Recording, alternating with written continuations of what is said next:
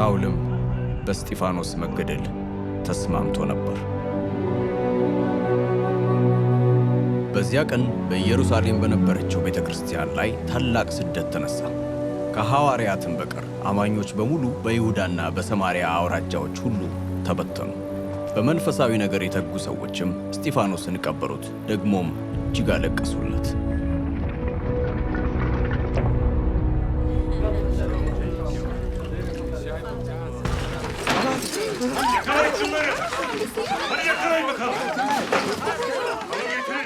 ሳውል ግን ቤተ ክርስቲያንን ለማጥፋት ታጥቆ ተነሳ።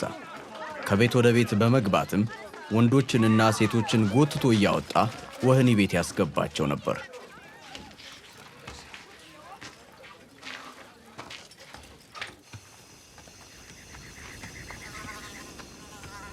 የተበተኑትም በሄዱበት ሁሉ ቃሉን ሰበኩ። ፊልጶስም ወደ አንዲት የሰማርያ ከተማ ወርዶ ክርስቶስን ሰበከላቸው። ብዙ ሕዝብም ፊልጶስ የተናገረውን ሲሰሙና ያደረገውንም ታምራዊ ምልክቶች ሲያዩ አንድ ልብ ሆነው ያዳምጡት ነበር።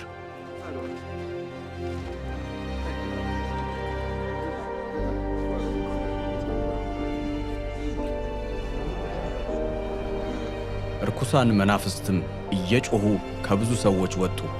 ብዙ ሽባዎችና አንካሶችም ተፈወሱ።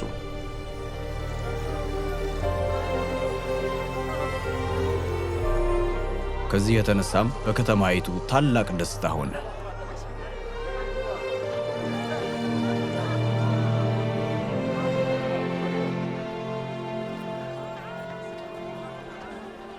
ነገር ግን ከዚህ ቀደም ሲል በከተማይቱ ውስጥ እየጠነቆለ የሰማርያን ሰዎች ሁሉ ያስገረመ ሲሞን የሚሉት አንድ ሰው ነበር።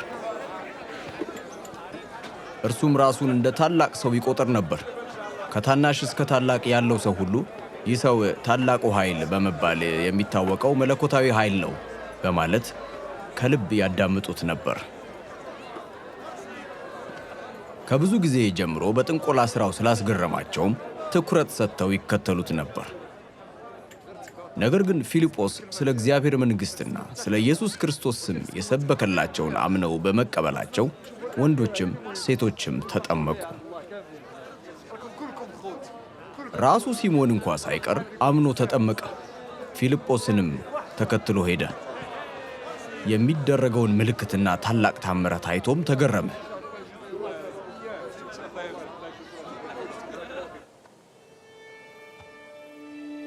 በኢየሩሳሌም የነበሩት ሐዋርያት የሰማርያ ሰዎች የእግዚአብሔርን ቃል መቀበላቸውን በሰሙ ጊዜ ጴጥሮስንና ዮሐንስን ወደ እነርሱ ላኳቸው።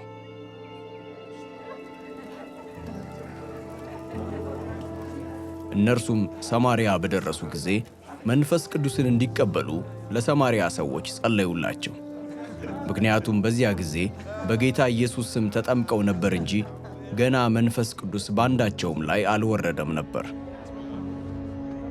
ስለዚህ ጴጥሮስና ዮሐንስ እጃቸውን ጫኑባቸው፣ እነርሱም መንፈስ ቅዱስን ተቀበሉ።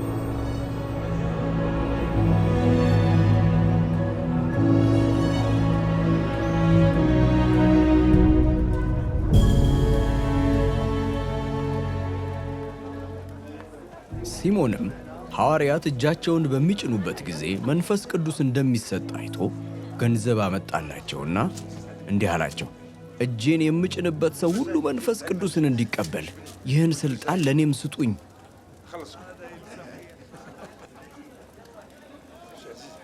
ጴጥሮስ ግን እንዲህ አለው፣ የእግዚአብሔርን ስጦታ በገንዘብ ለመግዛት አስበሃልና አንተም ገንዘብህም አብራችሁ ጥፉ። ልብህ በእግዚአብሔር ፊት ቅን ስላልሆነ አንተ በዚህ አገልግሎት ድርሻ ወይም ዕድል ፈንታ የለህም። አሁንም ስለዚህ ክፋትህ ንስሐ ግባ፣ ወደ ጌታም ጸልይ። ምናልባት ይህን የልብህን ሐሳብ ይቅር ይልህ ይሆናል። ምክንያቱም በመራራነት ተሞልተህ በዓመፅ ሰንሰለት ተይዘህ አይሃለሁና። ሲሞንም መልሶ ከተናገራችሁት ምንም ነገር እንዳይደርስብኝ ጌታን ለምኑልኝ አላቸው።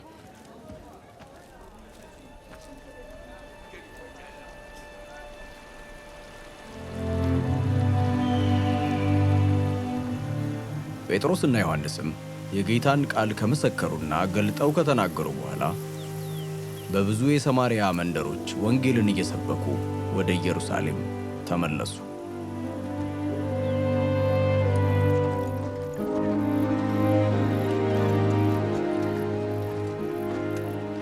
የጌታ መልአክ ፊልጶስን ተነስተህ በደቡብ በኩል ከኢየሩሳሌም ወደ ጋዛ በሚያወርደው በምድረ በዳው መንገድ ሂድ አለው።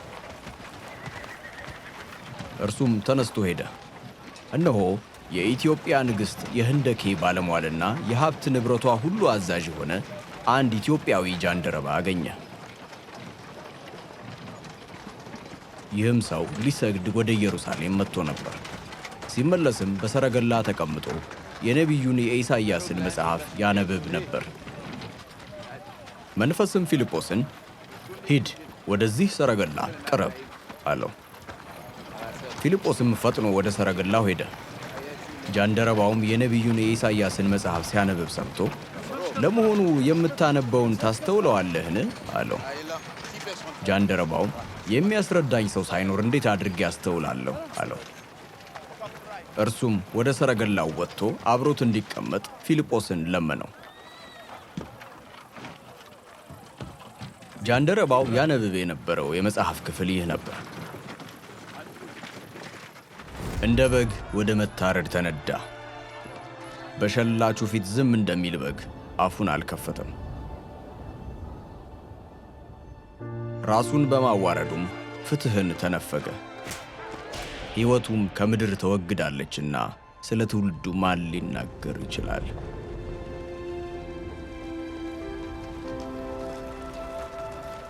ጃንደረባውም መልሶ ፊልጶስን ነቢዩ ይህን የሚናገረው ስለማን ነው? ስለ ራሱ ነው ወይስ ስለ ሌላ ሰው? እባክህ ንገረኝ አለው። ፊልጶስም አፉን ከፈተ። ከዚሁም መጽሐፍ ክፍል ጀምሮ ስለ ኢየሱስ ወንጌል ሰበከለት። በመጓዝ ላይ ሳሉም ውሃ ካለበት ስፍራ ደረሱ። ጃንደረባውም እነሆ ውሃ እዚህ አለ፣ ታዲያ እንዳልጠመቅ የሚከለክለኝ ምን ነገር አለ? አለው። ፊልጶስም በፍጹም ልብህ ካመንህ መጠመቅ ትችላለህ አለው። ጃንደረባውም ኢየሱስ ክርስቶስ የእግዚአብሔር ልጅ እንደሆነ አምናለሁ ሲል መለሰለት። ሰረገላውም እንዲቆም አዘዘ። ከዚያም ሁለቱ አብረው ወደ ውሃው ሄዱ። ፊልጶስም ጃንደረባውን አጠመቀው።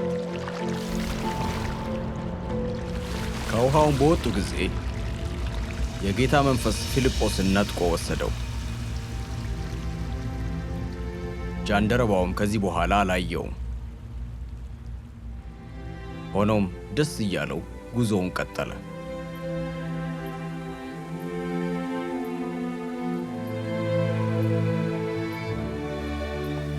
ከዚያ በኋላ ግን ፊልጶስ በአዛጦን ታየ። ቂሳርያም እስኪደርስ ድረስ በሚያልፍባቸው ከተሞች ሁሉ ወንጌልን ይሰብክ ነበር።